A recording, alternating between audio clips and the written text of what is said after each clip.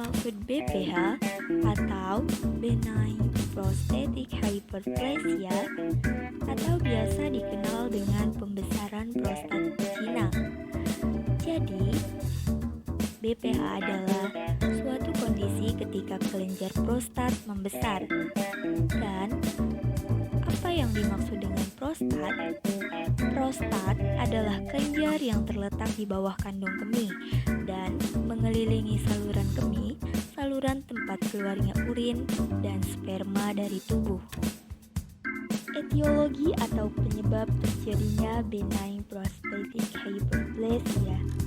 Jadi, penyebab dari BPH sampai sekarang belum diketahui secara pasti.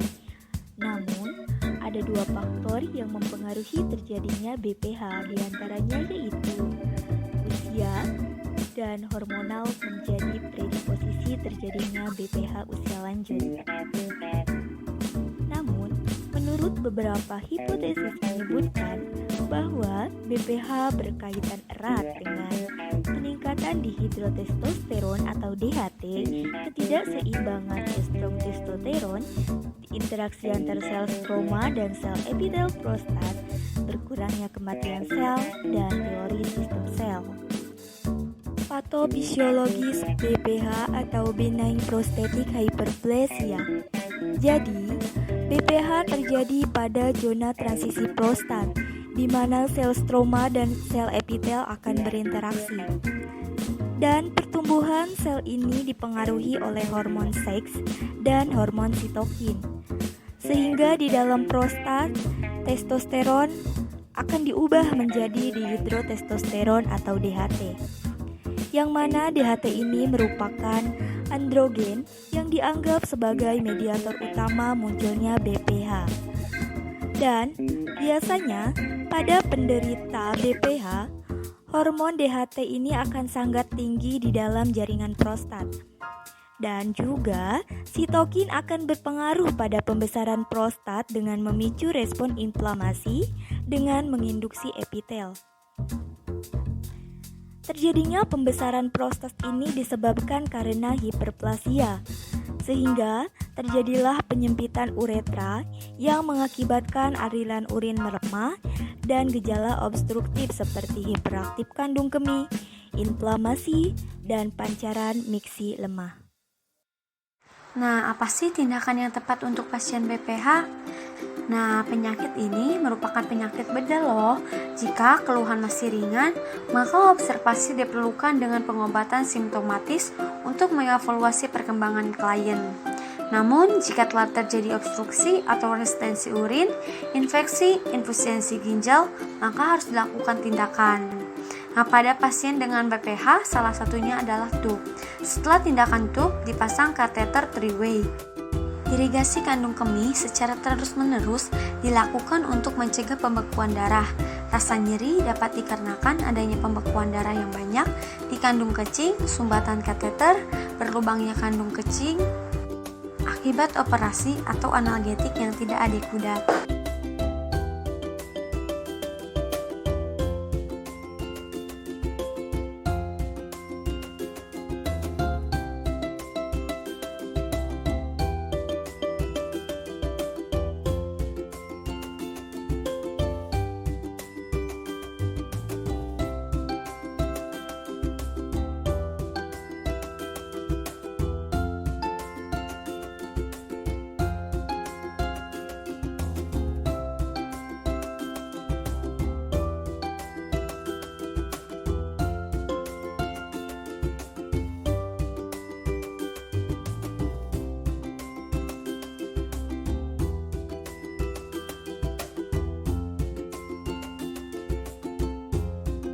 Selanjutnya, manifestasi klinik.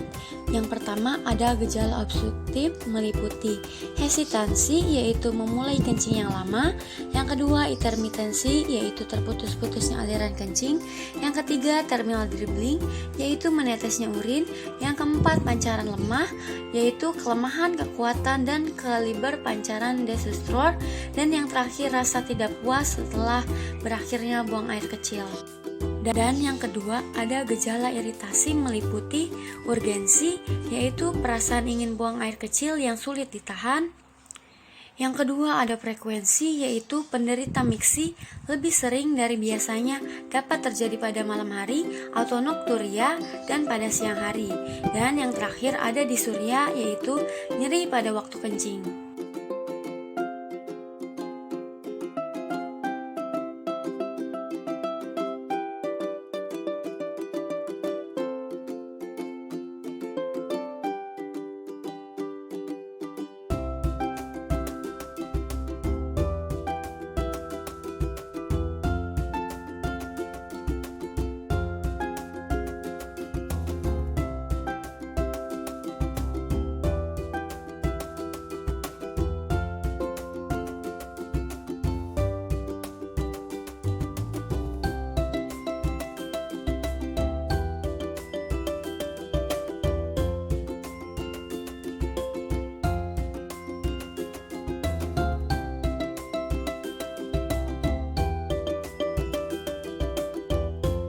Benigna prostat hiperplasia terbagi dalam 4 derajat sesuai dengan gangguan klinisnya. Yang pertama, derajat 1.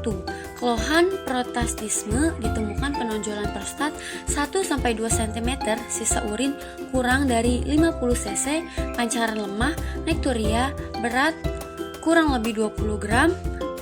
Yang kedua, derajat 2. Keluhan miksi teraba panas, sakit, disuria, nokturia, bertambah berat, panas badan tinggi atau menggigil, nyeri daerah pinggang, prostat lebih menonjol, batas atas masih teraba, sisa urin 50-100 cc dan beratnya kurang lebih 20-40 gram. Dan yang ketiga, derajat 3. Gangguan lebih berat dari derajat 2, batas sudah tak teraba, sisa urin lebih dari 100 cc, penonjolan prostat 3-4 cm dan beratnya 40 gram. Dan yang terakhir, derajat 4. Inkontinensia, prostat lebih menonjol dari 4 cm, ada penyakit keginjalan seperti gagal ginjal dan hidronephrosis. Selanjutnya, bagaimana sih pengukuran besarnya hipertrofi prostat pemeriksaan dengan ceruk dubur? Nah, pemeriksaan ini ada 3 cara. Yang pertama, rectal grading, yaitu dengan cara rectal toucher diperkirakan berapa sentimeter prostat yang menonjol ke dalam lumen rektum yang dilakukan sebaiknya pada saat buli-buli kosong. Gradasi ini dari 0-1 cm, grade 0, 1-2 cm, grade 1, 2-3 cm, grade 2, 3-4 cm, grade 3, dan 4 cm, grade 4. Cara yang kedua, ada clinical grading. Dalam hal ini, urin menjadi patokan. Pengukuran ini dilakukan dengan cara meminta pasien berkemih sampai selesai saat bangun tidur pagi. Kemudian memasukkannya kateter ke dalam kandung kemih untuk mengukur sisa urin. Nah, sisa urin 0 cc berarti normal, sisa urin 0-50 cc grade 1, sisa urin 50-150 cc grade 2, sisa urin lebih dari 150 cc grade 3, sama sekali tidak bisa berkemih grade 4. Dan cara yang terakhir, intrauretra grading dengan alat perondoskop yang diukur atau dilihat berapa jauh penonjolan lobus lateral ke dalam lumen uretra. Yang pertama, grade 1, yaitu clinical grading sejak berbulan-bulan, bertahun-tahun mengeluh kalau kencing tidak lancar, pancaran melemah, dan nokturia. Yang kedua, grade 2, yaitu bila miksi terasa panas, sakit, dan disuria. Yang ketiga, grade 3, gejala makin berat. Yang keempat, grade 4, yaitu buli-buli penuh, disuria, overflow incontinence. Bila overflow incontinence dibiarkan dengan adanya infeksi, dapat terjadi urosepsis berat, pasien menggigil, panas 40-41 derajat Celcius, dan kesadarannya menurun.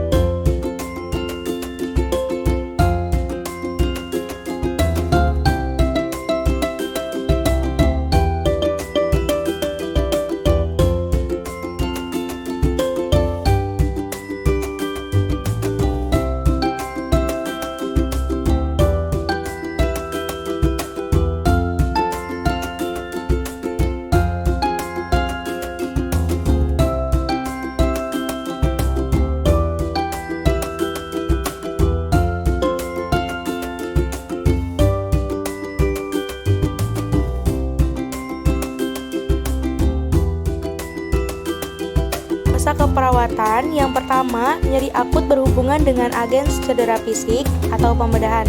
Yang kedua, hambatan aktivitas di tempat tidur berhubungan dengan keterbatasan lingkungan, peralatan terapi. Yang ketiga, risiko infeksi berhubungan dengan prosedur invasif trauma atau pembedahan.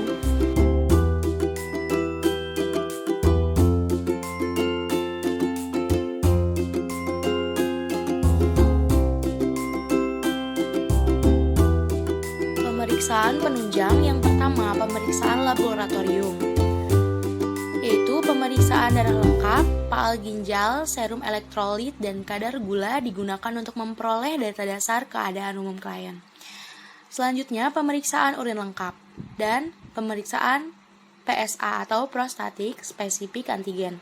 Penting diperiksa sebagai kewaspadaan adanya keganasan. Yang kedua, pemeriksaan uroploumetry. Salah satu gejala dari BPH adalah melemahnya pancaran urin. Secara objektif, pancaran urin dapat diperiksa dengan uroploumeter dengan penilaian A. Flow rate maksimal lebih dari 15 ml per detik atau non-obstruktif. Yang kedua, flow rate maksimal 10-15 ml per detik atau borderline. Yang ketiga, flow rate maksimal kurang dari 10 ml per detik atau obstruksi. Yang ketiga ada pemeriksaan imaging dan röntgenologi. Yang pertama, BOF atau Buick overseas untuk menilai adanya batu dan metastase pada tulang. Yang kedua, USG atau ultrasonografi digunakan untuk memeriksa konsistensi, volume, dan besar prostat, juga keadaan buli-buli termasuk residual urin. Pemeriksaan dapat dilakukan secara transrektal, transuretral, dan suprapubik. Yang selanjutnya, IVP atau velografi intravena digunakan untuk melihat ekresi ginjal dan adanya hidroneprosis. Yang selanjutnya, pemeriksaan panendoskop untuk mengetahui keadaan uretra dan buli-buli.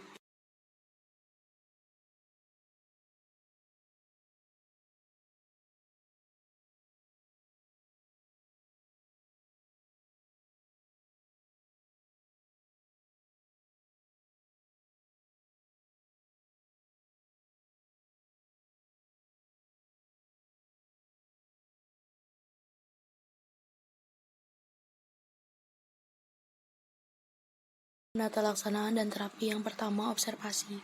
Pasien biasanya tidak mendapatkan terapi obat, namun hanya diberi edukasi saja mengenai pola nutrisi dan kebutuhan cairannya. Seperti yang pertama, jangan banyak minum dan mengonsumsi kopi ataupun alkohol. Lalu, setelah makan malam, kurangi konsumsi makanan atau minuman yang menyebabkan iritasi pada buli-buli, seperti kopi ataupun coklat.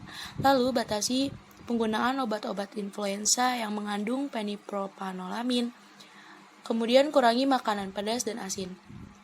Jangan menahan kencing terlalu lama. Kemudian setiap 6 bulan pasien diminta untuk kontrol dengan ditanya dan diperiksa tentang perubahan keluhan yang dirasakan. Jika keluhan miksi bertambah jelek daripada sebelumnya, mungkin perlu dipikirkan untuk memilih terapi yang lain. Yang kedua ada terapi medikamentosa untuk mengurangi retensio otot polos prostat dan mengurangi volume prostat seperti penghambat enzim dan fitoterapi. Yang ketiga ada terapi bedah. Terapi bedah yang pertama itu ada pembedahan terbuka. Beberapa teknik operasi prostatektomi terbuka yang bisa digunakan adalah prostatektomi suprapubik, prostatektomi perineal, prostatektomi retropubik. Yang ketiga ada terapi bedah. Terapi bedah yang pertama itu ada pembedahan terbuka. Beberapa teknik operasi prostatektomi terbuka yang bisa digunakan adalah prostatektomi suprapubik, prostatektomi perineal, prostatektomi retropubik.